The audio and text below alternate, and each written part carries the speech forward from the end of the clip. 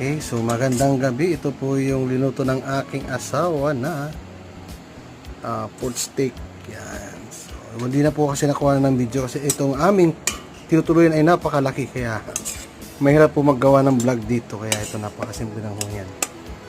Pork steak. Yan. Hanggang bukas na po yung baon na rin po yan. Para diskarte lang po sa hindi mapanis yung inyong mga linuto pati yung kanin. Yan, para bukas na rin po yan. Lagyan niyo po ng kunting suka.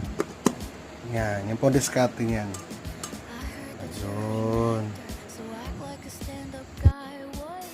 Okay, so ito po yung aming dinner ngayon. May okra, tapos, ano ito ba?